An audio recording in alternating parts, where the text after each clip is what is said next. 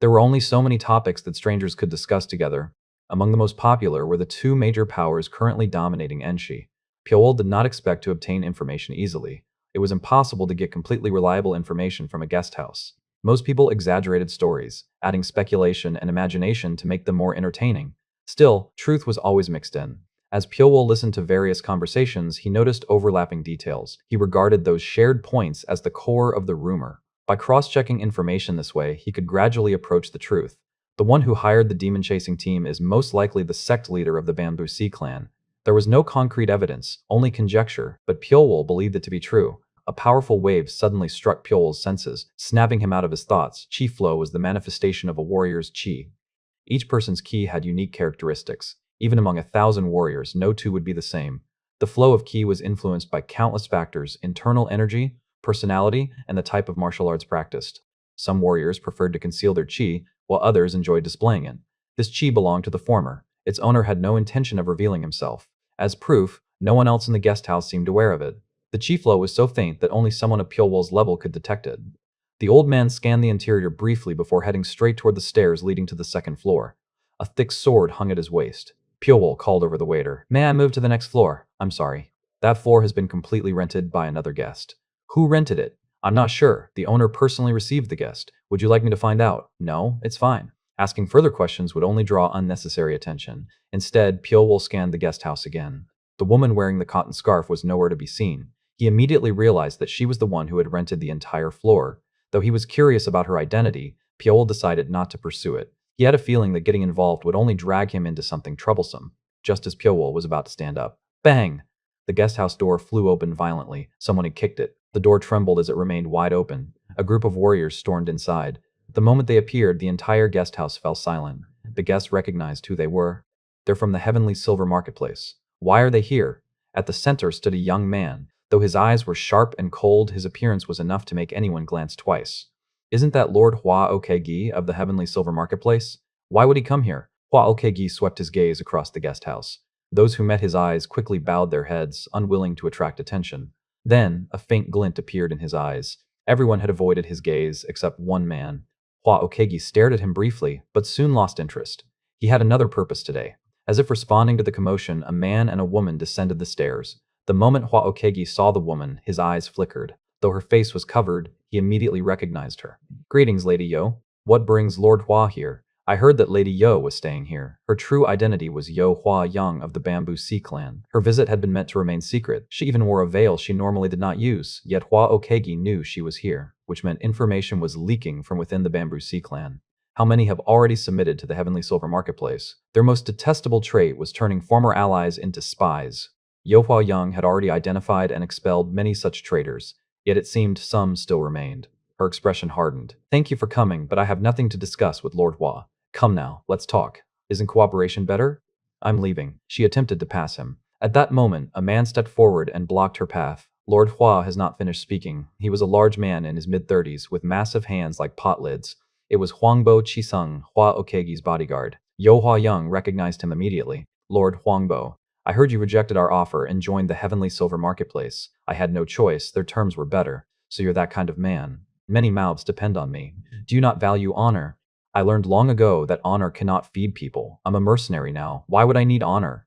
"Zhonghu has changed." Huangbo Chisung closed his eyes briefly. There was a time when honor meant everything, but those who chased it lost everything and were forgotten. Huangbo Chisung roared. The objects in the guest house shook violently.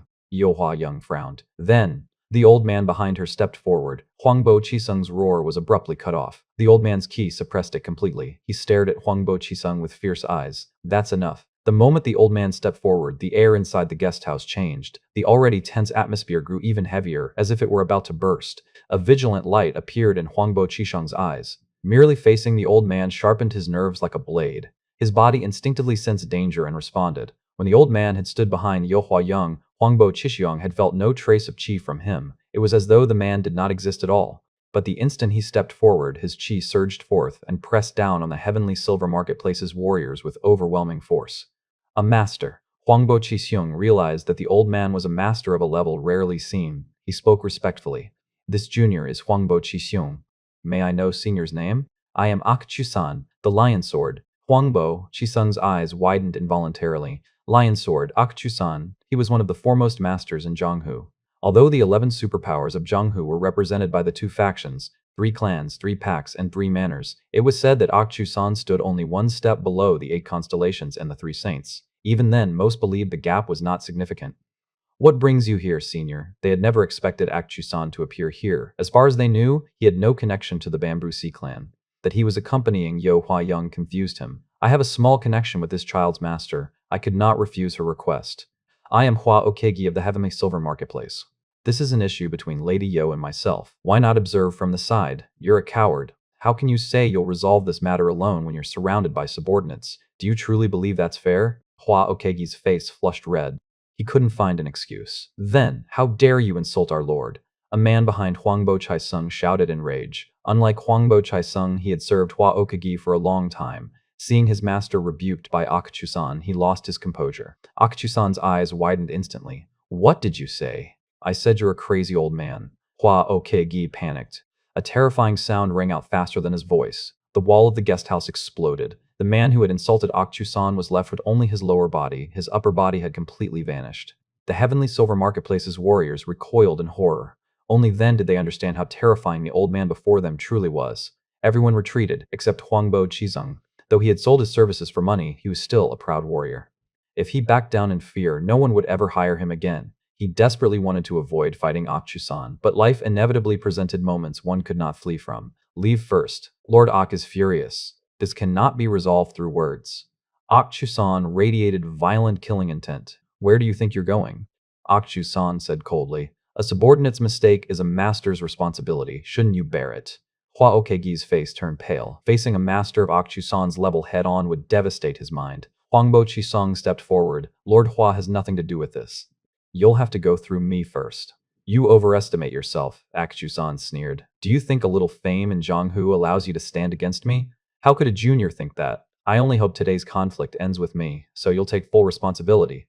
Your resolve is admirable. I hope your ability matches it. I will do my utmost not to disappoint. Who do you think will win? Of course Lord Ak. Lord Huangbo is strong, but he can't compare to the Lion Sword. I'll bet Lord Ak wins in 20 seconds. What if he lasts 30? People even placed wagers. Yo Hua Young watched with a hollow expression. Her clan's survival was at stake, yet to them it was entertainment. After everything the Bamboo Sea clan has done for Enshi, her heart grew cold. It's over. Someone had won. Pyeolwol already knew who. Huangbo Chisung's chi had vanished, while Akchusan still raged violently, as expected of the Lion Sword. He finished in 25 seconds. Incredible. Cheers erupted. Akchusan stood proudly, hands clasped behind his back. Before him, Huangbo Chisung knelt, head bowed. His left shoulder was gone, his arm severed cleanly. For a warrior, losing an arm was the end. Balance, power, technique, everything was destroyed. Even if he healed, his martial arts would never return.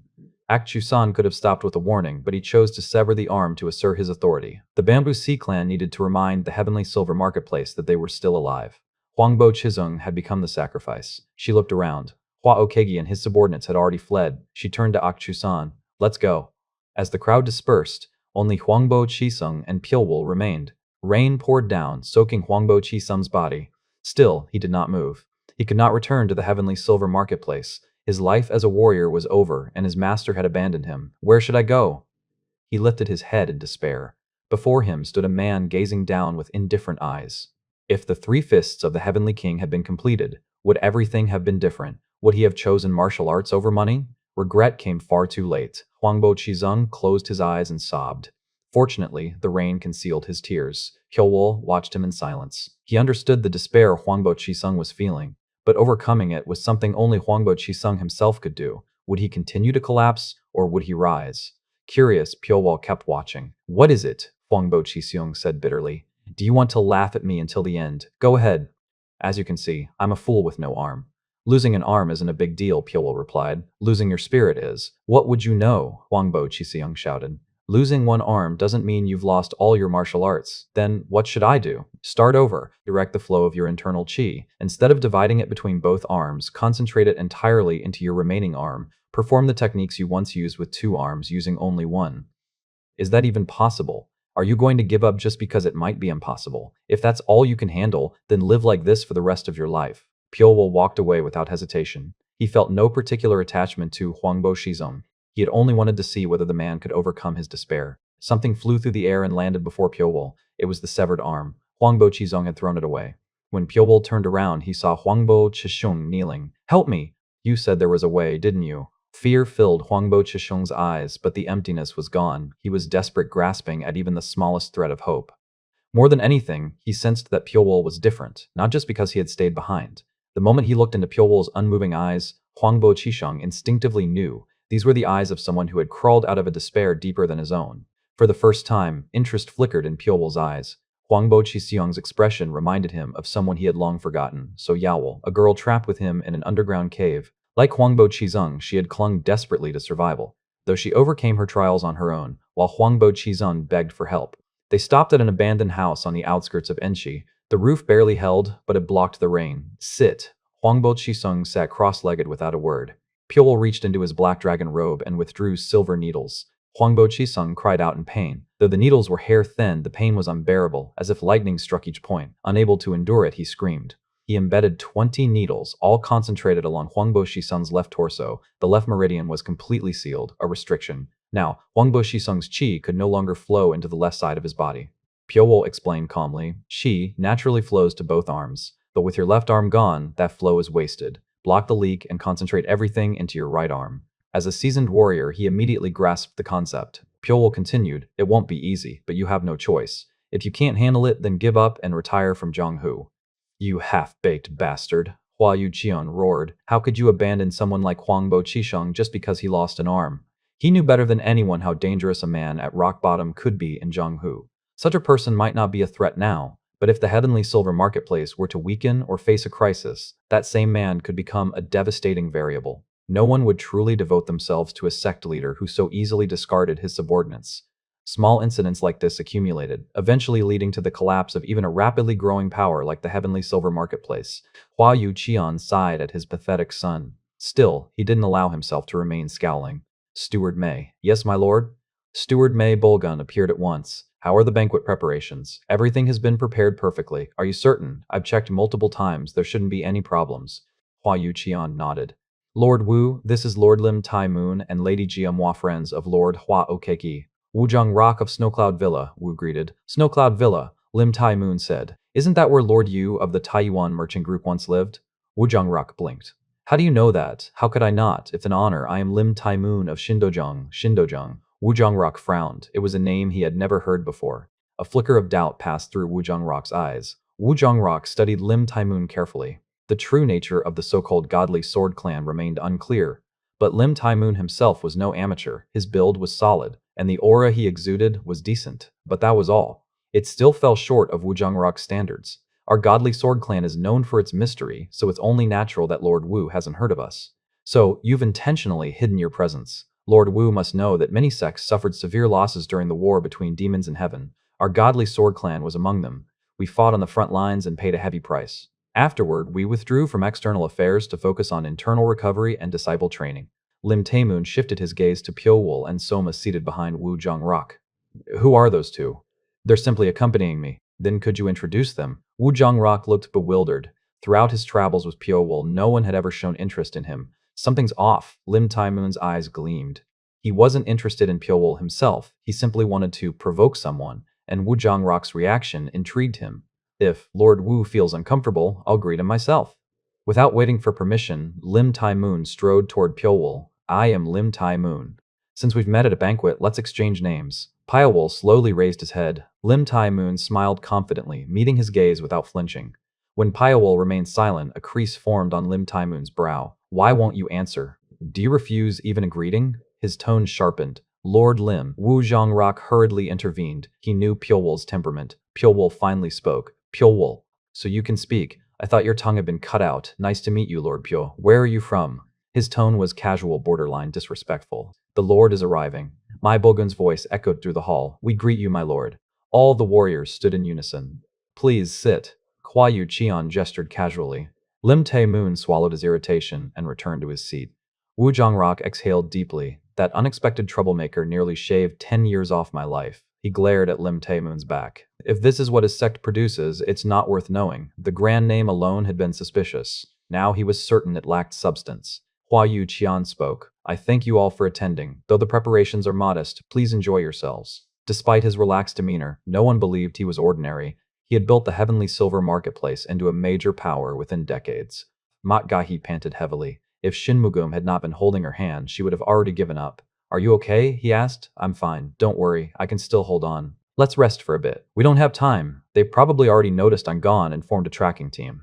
The longer we rest, the easier it'll be for them to follow our trail. We can't stop, even if I collapse. Shinmugum looked at her with sadness in his eyes. Since entering the heavenly silver marketplace, Gahe had been constantly sighing, tormented by her circumstances. To save her fallen family, she had chosen to become Hua Yuqian's concubine. She endured countless hardships to reach the heavenly silver marketplace, yet Hua Yuqian never once came to see her. That was when she realized the truth. What Hua Yuqian truly wanted was Gongbu, not her. She was nothing more than an added bonus. She had believed that sacrificing herself for her family would be enough, that if she endured it, everyone would be happy. But the moment she entered the heavenly silver marketplace, her resolve began to crumble. Mak Gahe persuaded Shinmugum, and eventually he agreed. He hadn't brought her here because he wanted to. He believed it was the path to her happiness. But after staying at the heavenly silver marketplace, he realized he was wrong. The only person who could make Makgahi happy was him, and he was the only one who truly loved her. Once they confirmed each other's feelings, there was no reason to stay. Still, the dangers were many. Hua Yuqian would never let her go. Even aside from Gongbu, his pride would be shattered. A warrior's pride could be worth more than life itself, especially for the leader of a major force. And it wouldn't end there. The Bamboo Sea Clan would also pursue them. Makgahie was not foolish. Her intellect exceeded that of the average person. Now that she understood the truth, she could easily predict what would follow. If her escape became known, the Bamboo Sea Clan would dispatch trackers as well. Securing Gongbu would prevent interference from Rain Mountain Manor. By now, the Heavenly Silver Marketplace had likely formed a tracking team, and the Bamboo Sea Clan would soon do the same. She didn't know if the two of them could escape both forces, but she no longer hesitated. The escape of Mokgahea and Shin Mugum threw the Heavenly Silver Marketplace into chaos. Warriors were mobilized immediately, leaving no time to properly host the Snow Cloud Villa guests. Let's depart. Everyone, check your belongings and stay alert. Kul Ilpaye ordered. Pyoul and Soma followed quietly behind. I hope sister doesn't get caught, Soma murmured. Though they'd spent only a few days together, he'd grown fond of her, especially because she made his favorite snack, beef jerky. His simple wish was to eat it again someday. Pyoul said nothing. It had been Mokgahe's choice to come here, and her will to leave. He had no reason to interfere. Whatever made her change her mind, it must have been painful. He hoped she succeeded. Wu Zhongrok approached. We'll head toward Hainan by land. We'll cross the Yangtze by boat midway, but the rest will be on horseback. Understood. Wu Zhongrok proved to be an excellent guide, explaining terrain and current affairs. Suddenly, Coil Pei shouted, "Come look!" They rode over. Wu Zhangrak groaned. Dead bodies lay scattered. Their heavenly silver marketplace warriors. Many of the faces they had seen at the banquet were among the bodies scattered before them. It was clear that all of the dead were warriors from the heavenly silver marketplace. As if they had fought a fierce battle, their bodies were covered in wounds, both small and large. Shin Mugum. At the sound of his name, Shin Mugum slowly raised his head. At first, Shin Mugum had tried to protect Mokgahe on his own. He fought against both the heavenly silver marketplace warriors and the Bamboo Sea Clan. The two of them had survived only because the two factions constantly clashed with each other. Had they joined forces, Shin Mugum would never have been able to protect Mokgahe. But even that fragile balance had its limits. In the end, Shin Mugum had no choice but to gamble. He sent Mokgahe away on her own while he stayed behind to block the pursuing warriors. Please save Gahye. Blood rose in his throat the moment he spoke. He could feel Pyoul's gaze on him. Pyoul looked at Shin Mugum with eyes so calm that his thoughts were impossible to read. Please protect Gahi. She's a pitiful person. She's been oppressed her entire life. Please, let her live her own life. Shin Mugum grew desperate. Please. If only he could hear Pyoul's answer, he felt he could close his eyes in peace. At last, Pyoul spoke. I'm an assassin. I don't know how to protect someone. Shin Mugum's eyes shook violently. He had never imagined Pyoul was an assassin. At that moment, a sudden idea struck him. Then, I'd like to make a request. A request. Isn't it common to commission an assassin? Pyoul looked momentarily dumbfounded. To think of commissioning an assassin while standing at death's door, it was completely unexpected. Yet that very absurdity piqued his interest. What's the request? Kill all enemies who threaten her. Hyewal's eyebrows twitched. Whether he protected Mokgahi or killed those who threatened her, the result was the same. It was merely a difference in wording. Still, Shin Mugum's logic was sound born from desperation. Pyoul asked one final question. What's the price? Can it be my life? You'll die even if I do nothing. What use is your life to me? I'll give you Gongbu. How about that? You're clever. That's not bad. A faint smile appeared at the corner of Pyoul's lips. He was genuinely impressed. Cornered people often revealed unexpected brilliance. The reason the Heavenly Silver Marketplace and the Bamboo Sea Clan were fighting in the Dead Forest was because of Gongbu, a sword with no practical use, only symbolic value. To most, it was priceless. To Pyowool, it was no different from a stone by the roadside. By giving it up, Shin Mogum would completely remove the cause of Mokgahe's misfortune. Paiwol almost wanted to applaud him for thinking of it in such a short moment. By all logic, it was a terrible deal, one that offered nothing in return. I accept the request, yet Pyowool agreed. Yohua Young frowned deeply. What's strange? Akchu-san asked. The air has changed. You felt it too. Akchu-san's expression grew serious. Something was clearly wrong in the dead forest. Though the dense trees obscured the ground below, he could sense the disturbance through the flow of qi. The qi is turbid, Akchu-san said. It wasn't like this before. Someone has intervened. Yohua Young nodded. Though she couldn't read qi like Akchu-san, the reports from her subordinates confirmed it. Mokgahe clenched her teeth. She held a sword tightly against her chest. Gongbu, the legendary blade that countless warriors had entered the dead forest seeking. Because of this sword, blood had soaked the earth.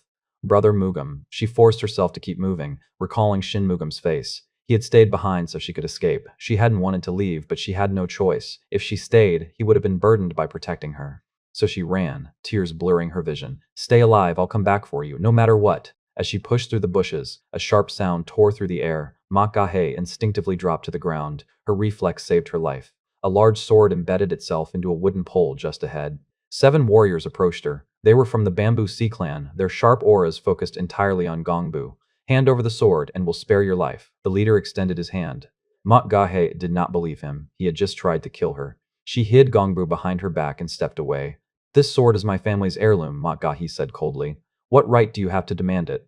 Lacking the strength to protect such a treasure is a sin. You're unworthy of it. They charged. Steel clashed violently. Mokgahe fought with everything she had, but she was outnumbered and outmatched. Within seconds, she collapsed, blood pouring from her wounds. The leader approached, blade raised. See? If you'd handed over Gongbu, it wouldn't have ended like this. Thick tears streamed down her face. Then, Sister, should I kill them? A playful, chilling voice whispered nearby. When Mokgahe first heard his voice, she thought she was hallucinating. There was no way Soma's voice could reach her here. Still, cautious, she opened her eyes. A boy crouched just a few steps ahead, his baggy clothes making him look like a black crow. The boy was Soma. How did you get here? She whispered. Who is this kid? Lim Taimun asked simultaneously. Mokgahe's surprise was immense. Sister, do you want me to kill them? He asked. Yes. Mokgahe answered as if possessed. Soma's face broke into a wide smile. Okay, I'll kill them. He stood, flapping his arms like a crow, and the 7 wheels hanging from his neck clinked together. A terrifying whistle sliced through the air. Lin Taimun jumped back just in time. A wheel had passed where his torso had been. Soma's attack had begun. I'll kill you all, he shouted, smiling, throwing wheel after wheel with frightening speed. 4 spun like deadly gears, targeting Lim Taimun relentlessly. Lim Taimun gritted his teeth and swung his sword. The wheels bounced off but circled back, returning to attack again and again. Dark red blood trickled from the corner of his mouth. Each impact sent shockwaves through his body, leaving deep internal injuries. His complexion drained. He wanted to flee. No sword, even the legendary Gongbu, was worth more than his life. But Soma wouldn't allow escape. You're strong, brother. Holding off 4 wheels is impressive. Let's add another. Soma pulled out the 5th wheel.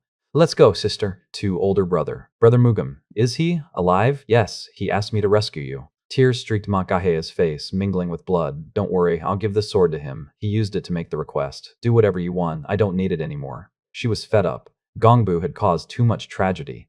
Hua Yuqian blinked. For a moment, he questioned his own eyes. Mei Bolgun, the steward who had left in search of the outer disciples' captain, was pinned against a large tree, blood flowing from his eyes and mouth. A sword protruded from his chest, his own sword holding him suspended. Unbelievable. Mei Bolgun was the 2nd strongest martial artist in the Heavenly Silver Marketplace. Seeing him like this shattered Hua Yuqian's composure. It wasn't just Hua Yuqian. Every warrior nearby froze in terror. Mei Bolgun was more than a superior. He was a pillar, a wall that would not fall. As he reached out to touch Mei Bolgun's face, something pierced his foot. The object that pierced Hua Yuqian's foot was a pointed bamboo stalk. Cut diagonally at the tip, it was already a deadly weapon. Sect leader. Hua Yuqian's subordinates rushed toward him, panic on their faces. They, too, screamed as blood soaked their feet, rolling on the ground. The same bamboo traps were planted everywhere, not just near Mei Bolgun's corpse. What kind of madman? Hua Yuqian's eyes widened in shock. His face had long since twisted in anger. The trap was simple, so simple that even a 5-year-old could have set it, but its effectiveness was deadly. Suddenly, a warrior in the middle of the group was lifted into the air like a fish caught on a line. The scene froze everyone in shock. A man being hoisted into the sky was so unnatural, so terrifying, that no one spoke. Hua Yu Qian broke the silence. "What are you doing? Hurry up and find him!" The warriors finally moved, but their steps were slow, hesitant. The Heavenly Silver Marketplace was known for its discipline under Hua Yu Qian. But now, confusion reigned. They had yet to catch even a glimpse of Mak Gahie, yet chaos had erupted around them. Ordinary warriors could not handle so many unexpected events. Their faces were pale, eyes darting nervously, hands trembling. "What are you waiting for? Find him now!" Hua Yu Qian shouted again. They hurried, but slowly. Hua Yu Qian's anger mixed with confusion. The situation was far worse than he had anticipated. The unknown enemy had struck fear deep into his men. Who is he? Why is he after us? Could he be hired by the Bamboo Sea clan? In an instant, countless thoughts raced through Hua Yu Qian's mind. The enemy was cunning. By hiding his presence, he amplified fear, breaking the unity of the Heavenly Silver Marketplace like a sandcastle swept away by the tide. And the most terrifying part, none of them had even seen the enemy's face. Then, a black shadow appeared behind him, emerging from the tree where Mabel Gun's body hung. Even with the figure right behind him, Hua Yu Qian had not noticed. It was Piowol. After Hua Yu Qian's shout, everyone had looked away, deliberately avoiding his gaze to escape his wrath. Piowol extended a hand. A single strand of soul-reaping thread slithered like a snake, digging into Hua Yu Qian's Dazwei acupoint. "Please save me!" He wanted to scream, but the sound stayed trapped in his throat. Tears welled in his eyes. With a swift twist, Hua Yu Qian's neck was forced unnaturally to the side. Piowol vanished, leaving Hua Yu Qian's body behind. The clashing swords, the shouts, they were gone. Even her reports from within the forest stopped. She had no way of knowing what had happened. She glanced at Akchusan, instinctively seeking guidance. "A great force intervened," he said. "Greater than you. We will know once I face them." Yo Hua Young could see only the forest's surface, but Akchusan sensed the flow of qi inside. The dead forest was a maze of entangled qi, even confusing a master like him. Yet now qi was fleeing the forest like a herd of deer pursued by a tiger. Something had terrified the Heavenly Silver Marketplace warriors. "Do you have any guesses who it could be?" she asked. "None at all," Akchuzan said, tension tightening every muscle. "Take your subordinates out of the forest," he ordered. "All of them." "What about Gongbu?" "The sword is not important. Survival of your sect comes first." Although Akchusan had only recently allied with the Bamboo Sea clan, his reputation was well known. He never acted without reason. His tense reaction was proof that a force greater than expected had appeared. She led the survivors out. Akchusan watched silently. As they disappeared, he muttered, "It's been a long time since something made my blood boil." His nickname, the Lion Sword, was not undeserved. Brave, aggressive, relentless, he embodied a lion's spirit. Even facing a formidable foe, he would not retreat. He raised his chi and focused, surveying the battlefield. The dead forest had grown eerily quiet, except for one place. Crazy bastard. Hua Okage panted heavily, staring at Soma, who crouched atop a tall tree. From the very beginning, he had felt it. Soma resembled a crow. Perched on the branch, he exuded the aura of an ominous black bird, unlucky and foreboding. Soma was not unharmed. Even the strongest child has limits. Soma's childlike appearance had lulled his enemies into underestimating him, but his weaknesses were starting to show. His greatest flaw was physical endurance. No matter how refined his martial arts, his stamina was limited to that of a child. He could not sustain prolonged battles the way an adult could. Hua Okage had realized this only after the Bamboo Sea Clan warriors had been sacrificed. Soma crouched on a branch, panting, sweat soaking his hair. Swoosh. A sudden gust swept through the forest. Mokgahe's eyes widened. A figure emerged, moving at terrifying speed. Trees fell and grass scattered as the man barreled forward. Hua Okage and Soma finally noticed him only as he closed the distance. An explosion of red ki erupted around the old man. It slammed into Hua Okage and Soma, causing severe internal injuries and drawing blood. Hua Okage recognized him immediately. The old man was the Lion Sword, Akchusan. The ki circulating around him now was a hallmark of Lion King's swordsmanship at its peak, a defensive and offensive shield combined. Against masters weaker than him, it was devastating. Hua Okage knew he stood no chance. He had once abandoned his subordinate Huangbo Chishung to escape Akchusan's wrath. Facing him now, his fear surged anew. Shit. He dared not attack. The gap in their skill was insurmountable. Survival, not pride, was his priority. But Soma was different. "Who are you, Grandpa? Why are you interfering?" He gripped his weapon, eyes cold and fearless. Akchusan laughed. "Ha ha ha. You're better than that guy. Don't laugh. Don't laugh like that. Your eyes are hideous." Akchusan froze, stunned by the audacity of a 6 or 7-year-old boy. "How can an old man like you just barge into someone else's fight? Do you know who I am? How dare you insult me? I know who you are. You're just a rude old man." Soma shot back, unflinching. The collision with Akchu-san had left Soma's body numb and aching. Blood threatened to rise from his injuries. He knew he could not match Akchu-san, yet he refused to yield, glaring with malice. You couldn't have done this alone. Call your accomplice. What? Call the person behind you. If you don't cooperate, I'll kill that woman first. He aimed the sword at Makgahi, only a dozen steps away, a trivial distance for a master. Soma's eyes twitched, but he answered casually, so what? Why would I care if that sister dies? You bluff well. Akachu-san smiled wryly. Damn it. Soma bit his lip as Akchu-san's sword flashed like lightning. A chi throwing knife aimed at Makgahi's neck. Makgahi realized danger only as the weapon neared. A small figure pushed her aside, taking the blow. Soma tumbled across the ground, a deep scar marking his back. Makgahi clutched him, her tears mixing with his blood. Why did you do that? I received a request. That's why I have to protect you. What a fool. Akchu-san approached, lion sword raised, wind and debris swirling like a storm around him. If I kill you, he will come out. He swung down. A figure hurtled toward them. Akchu-san redirected his sword mid-strike, hitting the flying figure. Bang! The figure exploded, flesh and blood scattering. Even the strongest master could not survive such a blow. Akchu-san smiled, expecting Soma's hidden ally, but his smile vanished. The corpse's face was familiar. Someone had thrown him at them. Goosebumps ran down Akchu-san's spine. Danger pressed in from behind. He spun like a top, lion sword raised. A black shadow crept toward him. The black shadow stepped back as if he had anticipated Akchu-san's attack. Because of that, Akchu-san's strike missed. The moment Akchu-san faced the black shadow, he felt as if ice water were rushing through his veins. He couldn't see the newcomer's face. He raised his chi and demanded, Who are you? How dare you interfere in the affairs of the Bamboo Sea Clan? Pyoul. Akchu-san frowned. It was a name he had never heard before. He was well acquainted with famous warriors of Jianghu, yet this name was unfamiliar. That meant only one thing. This man was not an old monster, but a rising warrior, so he asked, Are you new to Jianghu? Is that important? Pyoul replied. You're asking useless questions. Then what is important? Your life. You speak of my life as if it belongs to you. Akchu-san's jaw muscles twitched. Pyoul's words struck directly at his pride. Pyoul simply stared at him in silence. Pyoul turned to Makgahi. Take Soma with you. But my party is waiting outside the dead forest. Take him to them. All right, Makgahi nodded. The moment she lifted Soma into her arms and took a step forward, Akchu-san moved as well, straight toward her. His intent was clear. He would not let them escape so easily. But in the next instant, Akchu-san doubted his own eyes. Pyoul was already standing between him and Makgahi. He had moved without Akchu-san even realizing it. Makgahi opened her eyes fully and bowed slightly toward Pyoul. There was no fear left on her face. Because she trusted him, she could turn her back without hesitation. The gongbu remained in her hands, yet Akchu-san no longer dared approach. It had become impossible to reach her without first passing through Pyoul. Impossible. Akchu-san's eyes trembled. He had never experienced such a situation in his life. For him, this was an unbearable humiliation. On the way here, Akchu-san had witnessed a horrifying sight, several corpses hanging from trees. No ordinary warrior would mutilate and disgrace the dead like that. It was an act of outrageous cruelty, but the effect was undeniable. The sight shattered the nerves of the warriors who entered the dead forest. From the start, Pyoul had shaken the hearts of both factions by displaying unimaginable brutality. But you made one grave mistake, Akchu-san said. Do you know what it is? Pyoul remained silent. You revealed yourself.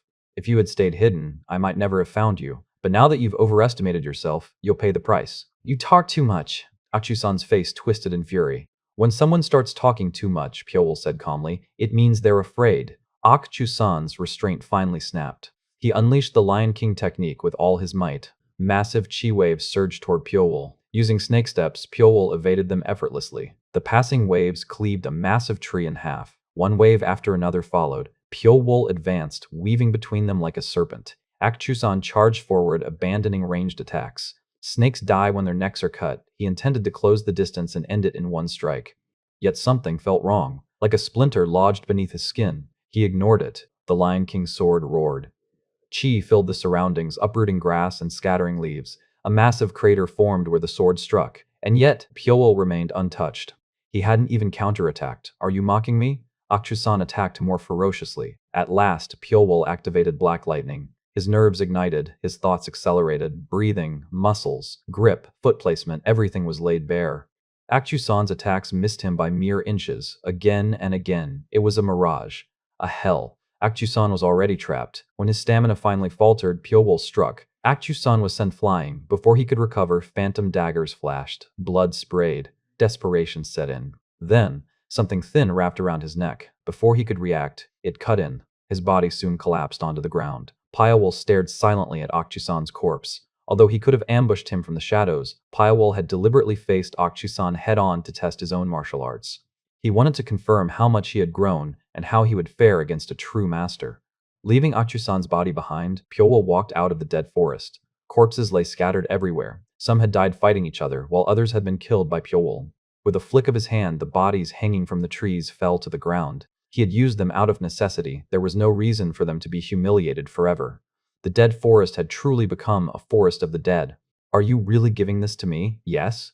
Wow, I'll use it well. Soma grinned broadly. Gongbu was the first gift he had ever received. Clutching the sword nearly as big as himself, Soma ran around like a squirrel. Watching him, Makagahe smiled softly. She finally felt at ease. Then, rustling sounds came from the bushes. The Bamboo Sea Clan had lost their way in the dead forest and had only just emerged. Some of her subordinates recognized Wu Zhongrock's group and whispered their identities to her. Yolhua Young's gaze sharpened. Her eyes landed on Mak Gahe. She knew at once without a word spoken that Mak Gahe was the owner of Gongbu. A hint of guilt stirred within her. Though circumstances had forced her hand, she had indeed driven Mak Gahe into a corner. Her gaze shifted and stopped on Pyawol. Though it was the first time she had seen his face, his decadent aura and cold eyes were unforgettable. She noticed Soma running around with Gongbu. At that moment, she understood everything. He's the culprit. There was only one possible variable, Pyawol. Unconsciously, Yohua Young stepped closer. Pyawol did not move. How is Akchusan? She asked. Is he dead? Pyawol nodded silently. A complex expression crossed Yohua Young's face. She couldn't feel happy, despite being correct. Akchusan's death was a heavy blow. He was someone she had personally recruited.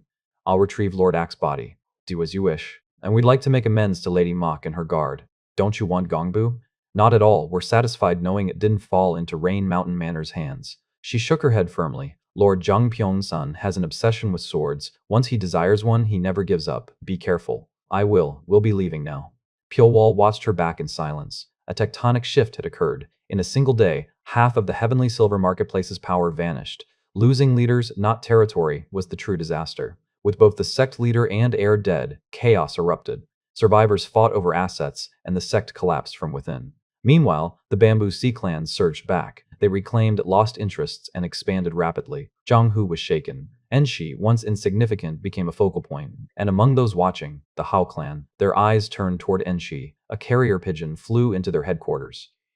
Zhang Pyongsan sat in the pavilion of the back garden and gazed at the rock garden. The rock garden, filled with all kinds of plants collected from various places, displayed a unique beauty with every change of season. Whenever he sat and admired the panoramic view of the rock garden, all his worries seemed to melt away. Just then, a pair of mandarin ducks flew down and played in the pond. It was as if the heavens themselves were aiding him. The scenery could not have been more perfect. Zhang Pyongsan immediately picked up the brush and began to paint. With every movement of the brush, a vivid image came to life on the paper. At that moment, someone quietly approached from behind. A flicker of annoyance crossed Zhang Pyongsan's face. He hated interruptions more than anything, especially when he was immersed in painting. Even his subordinates dared not approach him during such moments. Zhang Pyongsan flung the brush aside and turned around, only to see a beautiful middle-aged woman approaching the pavilion. She appeared to be in her early 40s, yet possessed the beauty of someone in her mid to late 20s. Tears streaked down her beautiful face. The moment he saw her expression, Zhang Pyongsan knew something was wrong. What happened? Did something occur at the Heavenly Silver Marketplace? The Heavenly Silver Marketplace has suffered a catastrophe. Everyone is dead. My brother, Hua Okegi, how am I supposed to live now? Zhang Pyongsan frowned as he looked down at her. She was in no state to explain what had happened. Crying as though the sky had fallen, she soon lost consciousness. Zhonghak. Yes, Lord Zhang. A middle-aged man hurried in. It was Yang Zhonghak, the steward responsible for managing the Rain Mountain Manor's affairs. Explain. What happened? I received an urgent report from Enshi. Urgent news. The Heavenly Silver Marketplace has been devastated. Tell me everything. Zhang Pyongzan's voice grew low. I don't know the details, but it seems both the sect leader and the young leader were killed. Was it the Bamboo Sea Clan? They may have benefited, but they lacked the strength to kill two such figures. Then a third party. That seems the most reasonable assumption. What are our countermeasures? I have already contacted the Hao clan. Identifying the culprit is our top priority. What about the sword, Gongbu? Zhang Pyongsan was more interested in the sword's whereabouts than in the fate of the Heavenly Silver Marketplace. It appears the other party took it. The fall of the Heavenly Silver Marketplace did not affect him emotionally, except for Hua Juum-san's suffering. To him, her grief was irrelevant. What truly mattered to Zhang Pyongsan was the famous sword. Though he had collected countless legendary swords, his thirst remained unquenched. Send the second one. Retrieve Gongbu. You mean Lord Li? Yes. We have sufficient justification. It's revenge for my wife's family. Assign the White Tiger Sword Unit. They won't be pushed back. The White Tiger Sword Unit was Rain Mountain Manor's elite force. Yang Zhenghaek bowed. I will relay the order and have someone take her to her bedroom. Watch her carefully. I'll see to it. After Yang Zhenghaek left, Zheng Pyeong-san picked up the discarded brush and stared at the painting. Then, splash. Ink shot from the brush and struck the mandarin ducks in the pond. They died without a sound. What kind of person dares disturb John Hu? He threw the brush away. You're going to explore the city, right? I want to come too. Paiwol nodded. So be it. As they walked, a group approached from the opposite direction. They were chatting loudly, unaware of Pyolwol's group. Wudong sect, Pyolwol thought. Wu Pyong's qi stirred Soma's demonic art of Guanyin, causing an instinctive response. Wu Pyong noticed immediately. Who are you? That energy? It's dark. I'm Soma. What cultivation method did you learn? I don't know. That energy consumes both others and oneself. It's just martial arts. You're too young to understand. Come with me to Wudang Mountain. A powerful pressure radiated from Wu Pyong. Still, Soma stood firm. Why would I follow you? Wu Pyong dismissed him and turned to Pyowol. What will you do? Why not come with us to Wudang Mountain? Wu Pyong looked at Pyowol with a determined expression. He usually wore a gentle smile, so when he became serious like this, it unconsciously pressured others. He wanted Pyowol to follow his words obediently, which was why he emphasized fairness. I promise on my name that no one will intervene. I will conduct a thorough and transparent investigation. Take him. At that moment, Pyowol finally spoke. Wu Pyong was momentarily stunned by the unexpected answer. He hadn't expected Pyowol to allow him to take Soma. Really? But you'll have to pay for taking this child. Are you threatening me now? At Pyowol's calm reply, Wu Pyong's anger exploded. He clenched his fists, ready to fight at any moment. The qi of the Wudong sect was strong yet gentle, like a mountain. It was so powerful that not only Soma, but even Tai Kwang, his own disciple, turned pale. Pyowol's unwavering demeanor caused Wu Pyong to push his qi even further. It grew like a rolling snowball. Suddenly, Wu Pyong's complexion changed. He stopped breathing after feeling pain as if a needle had pierced his lungs. With his breathing disrupted, the qi he had gathered dissipated like morning mist. This was no natural occurrence. Only then did Wu Pyong realize that Pyowol's martial arts were beyond his imagination. It was hard to believe someone so young had reached such heights. Wu Pyong lowered his qi, realizing the pain had been a warning. Pyowol's presence was too unusual to ignore. At this point, Wu Pyong felt it was best to step back. He spoke politely. I failed to recognize a master standing before me. I am Wu Pyong of the Wudong sect. May I know your name? You lack insight. Why would I give my name when it would put me at a disadvantage? Wu Pyong's face flushed red. I apologize. I spoke rashly. Finally, Tai Kwang stepped forward. This is why my master has problems. He charged forward arrogantly and ended up humiliated. Who says I was humiliated? Then what is this situation? I apologize on my master's behalf. He lives in the mountains and doesn't understand the world well. Are you any different? I'm better. I wandered Zhonghu before joining Wudong. Survival requires sharp senses. Tai Kwang grinned. I am Tai Kwang of the Wudong sect. May I know your name, sir? It's Pyowol. Lord Pyowol. Tai Kwang searched his memory but found nothing. A newcomer. His gaze shifted to Soma. I'm sorry, Soma. My master isn't a bad person. I'm not angry. That's a relief. At last, Wu Pyong stepped forward. I apologize for accusing Soma of learning demonic arts. His energy is unusual, but his eyes are clear. He stepped back. I'd like to treat you to a meal as an apology. Since we're indoors, why not remove the scarf? Curiosity filled his eyes. Pyowol pulled it down. Wu Pyong and Taekwang were speechless. Unfair. The world is unfair. Wu Pyong sighed. Please put it back on. If I keep looking, I won't be able to eat. What's it like living with that face? Do women just flock to you? A Taoist is still a person, right? Pyowol silently watched their antics with interest. They were unlike anyone he had ever met.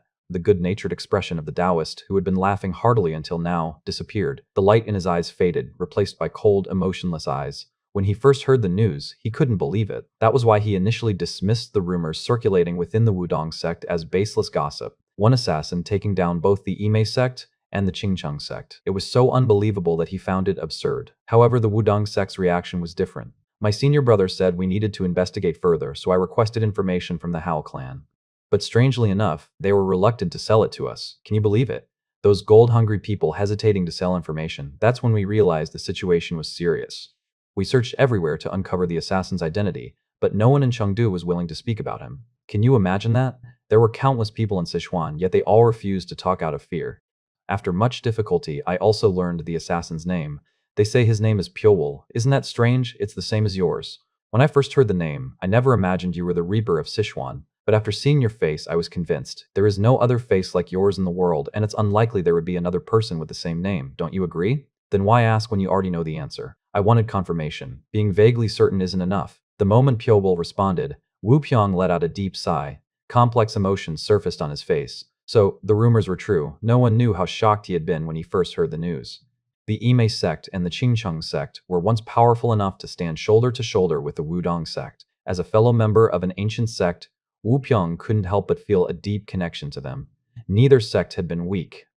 From time to time, figures beyond common understanding emerged in Zhonghu, overturning the natural order everyone had taken for granted. Each time such a person appeared, Zhonghu trembled and entered a new era. Those who aligned themselves with the new current flourished, while those who didn't were swept away. It was unclear whether Pyowo would truly become a dominant figure in Zhonghu, but it was certain that he represented a new type of martial artist, one that had never existed before, an assassin. Wu Pyong asked cautiously, "Why did you come to Baokong? Do you have business with the Wudang sect?" "I'm just passing through. Really, I have no reason to lie." "That's fortunate for us." Wu Pyong sighed in relief. It wasn't that he feared Pyowo, but he had no desire to clash with him unnecessarily. "Then where are you headed?" "Tianzhongshan. That's where the Jin family resides." Wu Pyong asked carefully, "Is Jin Jimwu's death the reason you're going to Tianzhongshan? Were you too close enough for you to leave Sichuan and travel that far?" "We weren't that close." "Then why?" "I just have unresolved feelings, regret." "Well, everyone has their own circumstances." Wu Pyong didn't press further. He wondered what kind of connection existed between the infamous assassin and the celebrated warrior, but Jianghu was vast, and relationships were unpredictable. When Pyowo unexpectedly heard Jin Jianwu's name, his eyes trembled for a moment. He never thought he would hear that name here. He was a good man lacking nothing as both a person and a warrior. "I still can't believe he's dead." "Do you know how he died?" "No." The Jin family kept everything quiet. The funeral was held privately, and no one close to him was invited. "You don't know why?"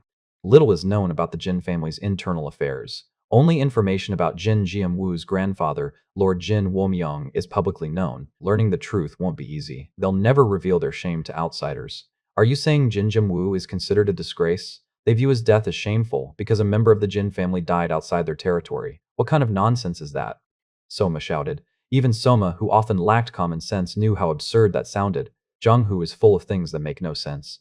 "Now tell me, what is your relationship with Soma, and why did you fight the Ma sect and the Qingcheng sect?" "Soma was kidnapped by the Shaolian temple. He was taken by them and raised as a weapon. That's probably why you sense demonic energy from him." "Could the destruction of the Shaolian temple be connected to this man?" "The Shaolian temple was the ruler of Shizong in both name and reality."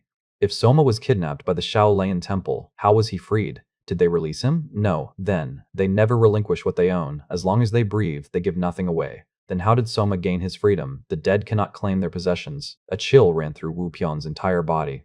The meaning of Pyowo's words was unmistakable. He was the one who destroyed the Shaolian temple. My God, is that even possible? "Was it because of Soma that you exterminated the Shaolian temple?" "Soma was one of the reasons." "Is there another?" "Ask one Ga Yang when you meet her." "One Ga Yang, the fairy phantom swordsman." "That's impossible." "Why? She's dead." "One Ga Yang, Nyung Son, everyone who shared Jin Jianwu's goal has died." "What about the killer?" "We don't know." Wu Pyong shook his head. Pyoel gazed out the window. People passed by in great numbers, talking, arguing, laughing. Some lived for ambition, others for family, but Pyoel had none of that. He lived simply because he was born, and because he did not wish to die. He had no one to share his life with, no one to open up to. A massive barrier surrounded his heart. No one was allowed inside. He had lived this way for 15 years, and he would continue to do so. Jin Jium Wu was the only one who managed to slip through that barrier even slightly, and now he was gone. Perhaps no one would ever try again. Pyoel felt deeply lonely. He rarely felt anything at all, but today the loneliness was especially heavy. Perhaps it would never disappear. Eternal solitude. Endless loneliness. Anyone else would have collapsed under such weight, but Pyoel did not despair. Instead, he focused on what needed to be done. It felt as though a demon had manifested before him. A beautiful, terrifying demon. Long eyebrows, deep black eyes, and a crimson glint that flickered within them. Wu Pyong unconsciously gripped his sword. "I have to cut him down now." A sense of danger he had never experienced surged within him. If he didn't act now, he might never be able to. But he couldn't draw his sword. A small hand covered his own. Tai Kwang, he was shaking his head. "Don't." Only then did Wu Pyong come to his senses. He realized he had been overwhelmed by Pyobol's presence. The fact that he, someone who had mastered Wudong martial arts, had nearly lost control terrified him. Pyobol was far more dangerous than he had imagined. He kept sending letters. I never read them, I just stored them away. Even so, he kept writing, knowing he'd never receive a reply. For the first time in my life, someone wanted to rely on me, and I turned away. Pyowo couldn't imagine how lonely Jin Jianwu must have felt at the end.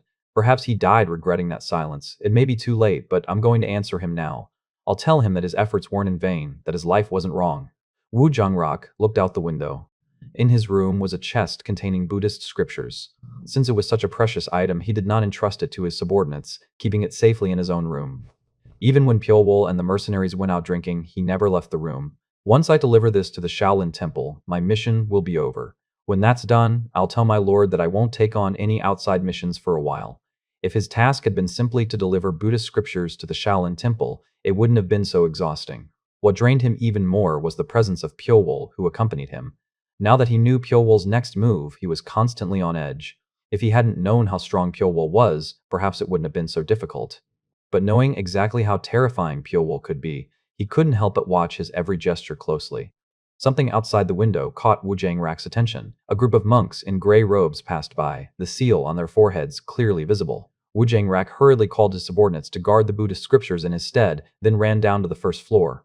Outside, he could see the backs of the monks walking away. Wu Zhangrak ran after them. The old monk bowed. Namu Amida Butsu Buddha, you're the one who called us, right? By any chance, are you from the Shaolin Temple? I am called Un-il, and this child is Bo Kyung, a second-generation disciple. The rest are third-generation disciples. The old monk was an elder of the Shaolin Temple. It is an honor to meet an elder of the Shaolin Temple. I am on my way to the Shaolin Temple under my Lord's orders. To the main temple. Our Lord discovered the original Buddhist scriptures in the West with great effort. He plans to donate some to the Shaolin Temple. That's wonderful, we cannot thank you enough. I was bringing some of them to Shaolin Temple myself. Since it's come to this, how about we escort them to the Shaolin Temple? If it's the original scriptures from the West, they're invaluable. Losing them en route would be disastrous. Anil nodded, realizing Bo Kyung's point made sense. Lord Wu, I'm not sure if you know this, but after learning of these scriptures, we cannot remain idle. So, uncomfortable as it may be, we ask that you accompany us to Shaolin Temple. Escorted by the high priests of Shaolin Temple. That's reassuring. But there is one problem. We're here to represent Shaolin Temple in congratulating Wudong sect leader Chongjin for his birthday. You'll have to wait a few days until the celebration concludes. Wu Zhongrok murmured. A few more days were no issue, but he would have to reconcile with Pyowo first. I need your understanding, Lord Pyo. For what? Due to certain circumstances, we may have to stay here a few more days. I met people from Mount Shaolin. They want us to go to the Shaolin Temple with them. Will they also attend the Wudong sect leader's birthday party? It's the first event in decades at Wudong sect. Many will attend, and your view of Zhonghu will broaden. Considering your future, it's worth experiencing such a major event. He persuaded Pyowo earnestly. The young monk, Bo Kyung's gaze was fixed on the man standing in front of Wu Zhongrok. For some reason, Wu Zhongrok was reluctant to talk about him. He had roughly evaded questions about Pyowo's identity, saying only that Pyowo had a close relationship with Snow Cloud Villa's leader, Yuji Chan, and that Wu Zhongrok needed use permission to speak freely. However, Bo Kyung did not fully believe him. He noticed the fear in Wu Zhongrok's eyes whenever Pyowo's name came up. Help me. A third-generation disciple died last night at the main sect. The cause of death is unknown. No one in the sect has been able to determine how he died. A sorrowful light crossed Wu Pyon's face. The disciple had been assigned to deliver food to Wu Sung, the scripture pavilion's custodian. When he didn't return after a long time, others went to check and found him dead. The incident shook the Wudong sect. It was highly unusual for someone so new to the scripture pavilion to die so suddenly. The likelihood of a healthy martial arts disciple dying naturally in an instant was lower than the probability of the Wudong sect being struck by lightning dozens of times consecutively. Moreover, the incident occurred just before the birthday of Chongjin, the Wudang sect leader, sending the entire sect into a frenzy. I beg you, if you can discover the cause of this child's death, I will repay you in any way. Where did the child die? In the scripture pavilion. It houses the sect's most precious books. From miscellaneous texts to records of Zhonghu's history, some books are extremely rare, and martial arts texts. They were originally stored there, but before the birthday party, they were moved for safety. Hundreds of guests and their entourages would be in the sect. To prevent theft, the martial arts texts were relocated 3 days ago. Okay, let's go. Really, in return, allow me to inspect the scripture pavilion as I wish. Agreed. Wu Pyong happily accepted and immediately informed Tai Kwang. Chongjin looked at the elders with a grave expression. So you still haven't discovered the cause of So Yul's death? We apologize, Gomjin responded with a remorseful look. Gomjin was the Wudong sect's second-in-command, ranking just below Chongjin. Why don't we postpone my birthday celebration? Is it really necessary to hold it now? I'm sorry, senior brother, but invitations have already been sent. Many guests are already nearby. Canceling now would be difficult. That's right, sect leader Chongjin. This celebration is not only for your birthday, it also demonstrates the strength of our sect. Canceling it over one death would make us lose face. And if we cancel it now, we'll have to hold an even bigger event later to restore our prestige. The elders unanimously opposed Chongjin's suggestion. As a result, Chongjin's distress deepened. At that moment, this is Wu Pyong, your disciple. May I come in? Enter. With Chongjin's permission, Wu Pyong carefully stepped inside. Feeling the elders' gazes upon him, he straightened his robes. While descending the mountain, I happened to meet someone. I thought it might be beneficial to have him examine So Yul's body. Who could that be? If even Songjin couldn't determine the cause, how could this person? Chongjin glanced toward Songjin. Songjin's pride had been deeply wounded by his failure. He asked coldly, "Who is this person?" "His name is Pyowol." Wu Pyong hesitated only briefly before answering. "He is the Reaper of Sichuan." The hall erupted into murmurs. "Is he the one responsible for the bloodshed in Chengdu?" Songjin reacted sharply. "You brought the man who destroyed the Ime and Qingcheng sects here." "Yes, junior uncle. Why would you bring such a dangerous man into our sect?" Songjin slammed the armrest, reducing it to dust. Wu Pyong quickly explained, "He's more reasonable than we expected. A man who devastated two great sects, how can you guarantee he won't harm us? Our investigation confirmed that the Ime sect made a grave mistake first. That doesn't matter. Two prestigious sects were nearly annihilated, and you bring the man responsible into sacred Wudong. Are you out of your mind?" "That's enough, Songjin." After a tense pause, Chongjin turned to Wu Pyong. "Explain your reasoning. An assassin's eyes see things we cannot. If anyone can uncover the truth behind So Yul's death, it's him." After much deliberation, Chongjin spoke firmly. "I've decided. We will entrust this task to him." The elders gasped. What matters more, our reputation or uncovering the truth behind a disciple's death? If we cannot do it ourselves, then we must borrow his strength. Whether black or white, as long as the cat catches the rat, it serves its purpose. After finishing his meal, Pyowol asked, "What about the corpse?" "It's stored in Xianbingdong." Xianbingdong was a naturally formed cave behind the Wudong sect. It was deep, and cold air constantly flowed from underground. "Move the body back to the scripture pavilion. I need to see how it looked when it was first discovered." As soon as the meal ended, Wu Pyong summoned Taekwang and ordered him to carry out Pyowol's request. After Taekwang agreed, he hurried to Qianbingdong. Before long, Taekwang appeared at the scripture pavilion with the disciples guarding Qianbingdong, carrying Li So-yul's coffin. "What's going on? Are you trying to desecrate So-yul's corpse?" The Taoists guarding the pavilion murmured angrily. They already blamed themselves for Li So-yul's death. "I'm sorry, but I have no choice. This is necessary to resolve the matter." "You think bringing the dead child's body back will solve anything? How?" "Just wait and see. How can you trust him? This has already been approved by the sect leader and elders. Please trust me and wait a little longer." Following Wu Pyong's orders, the disciples carefully placed Li So-yul's body exactly as they remembered. Once only Pyowol and Li So-yul remained, he finally focused on the body. Li So-yul had been found sprawled on the floor. Pyowol crouched down and examined the body closely. As Wu Pyong had said, there were no external wounds. There were no signs of poisoning either. The unnatural condition of the body meant artificial forces were involved. Li So-yul had clearly been murdered. The method simply hadn't been found yet. Pyowol examined the ears, one of the closest paths to the brain. There were assassination methods involving molten metal or needles, but the ears were clean. Next were the eyes and nostrils, also spotless. Finally, the mouth. It too appeared clean. He focused his chi and carefully extracted a microscopic object from the tongue. A silver needle, thinner than a hair, emerged. Such a needle could not be crafted by ordinary means. It required a master craftsman on par with Tong Sochu. Using such a needle to kill was extremely difficult. Even for Pyowol, it would not be easy, but it was possible. Acupoints change constantly, influenced by constitution, environment, and even the seasons. A light touch could be fatal under the right conditions. Pyowol thought that only he knew about acupoints. However, when he thought about it again, Jianhu's history was long. It was arrogant of him to think that he was the only one who knew about them. Assassins had existed since the beginning of Jianhu. There was only one group in Jianghu with such a long tradition of assassination techniques: the 100 Wraith Union. Aside from himself, there was only one place that possessed such a high level of assassination skill. However, based on a single silver needle, he could not conclude that the killer was from the 100 Wraith Union. The evidence was simply too weak. In any case, uncovering Li So-yul's cause of death already achieved his primary objective. But Pyowol was not satisfied with just that. There was another reason he had requested Li So-yul's body be moved to the scripture pavilion. Pyowol approached the bookshelf inside the pavilion. He skimmed through the book titles. Many of the books stored here were unavailable on the open market. Pyowol picked up a book related to Jianghu's history and began reading at high speed. Books were taken from the shelves and returned one after another. Pyo read nearly a dozen books in one sitting. He wanted to read more, but it was impossible to remain in the scripture pavilion any longer. There had been a disturbance outside for some time. From the growing noise, it was clear that the patience of the Wudong sect's masters had reached its limit. Thank you for watching. Subscribe and enable notifications so you don't miss the next chapter.